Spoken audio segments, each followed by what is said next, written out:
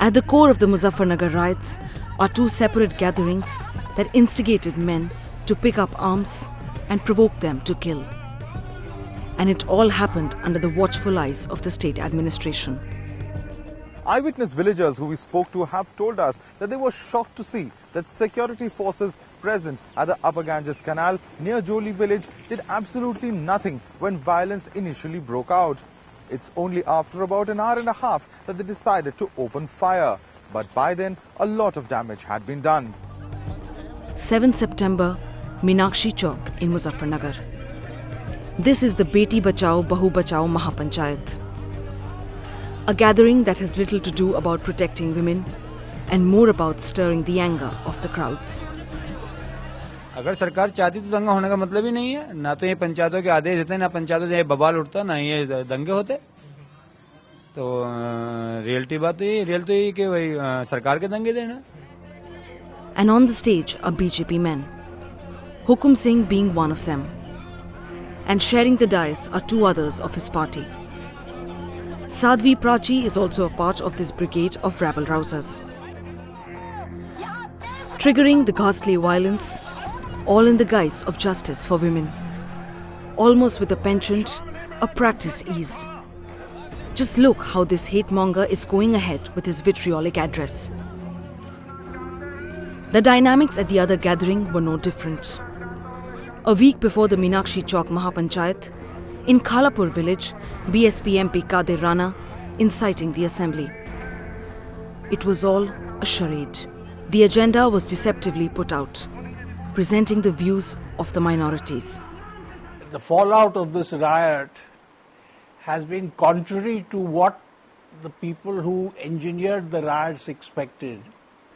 And therefore, and because we now live in an age of media age, people all across the country must have seen this. And not just in the urban areas, but in the rural areas. And I think if the Muslim community, which has been very badly let down by their own leadership, has been very badly let down by people who claim that they are the guardians of the Muslims. Because what they are trying to do, they try to keep them captive. And they say that you stay with us, otherwise you will be in trouble. And they say that when elections are coming, you have, because we protect you and we are your guardians, you must vote for us. But was that really the case? And where was the state administration?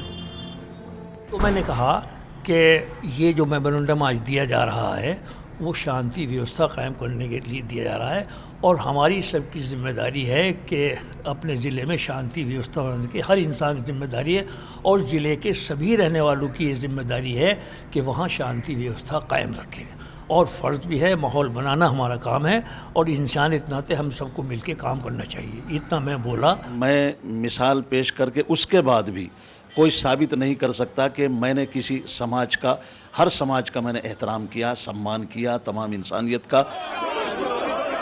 They all, each one of them, allowed this communal cauldron to boil. जिन लोगों ने दंगा कराया है या जिन लोगों ने परेशानी पहुंचाई है, इतना बड़ा संकट पैदा किया है, जिन गांवों में नुकसान किया, हर तरीके का घर जला दिया और बर्बादी की है, कोई कितना भी बड़ा बना रहे उसके खिलाफ सख्त से सख्त सरकार कार्रवाई करेगी। जेल भेजने का काम करेंगे, एनएसए लगाना पड़ेगा तो एनएसए लगाएंगे।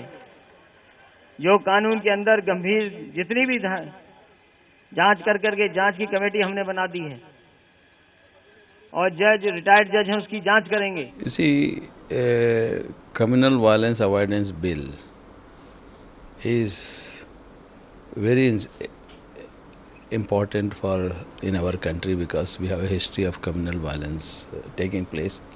There is no legislation to either to hold anybody accountable or also to rehabilitate the victims of the communal violence. So the National Advisory Council, after long deliberations, had prepared a draft bill and which was introduced in the parliament. Yeah, but that was history. We understand that, No, you know, not didn't only come. history, Now we understand that you've met Mr. No, Shinde again and again. that is what I am saying. So after that, when I have met the Home Minister twice in this connection, and then they were also keen to bring a communal violence bill. A draft has also been circulated to us. So we studied the draft, and we felt that the draft should need some more improvement, and also that the draft should be based on the recommendation of the standing committee. And despite the assurances from their cozy cubicles, look how these criminals are being shielded by their party men.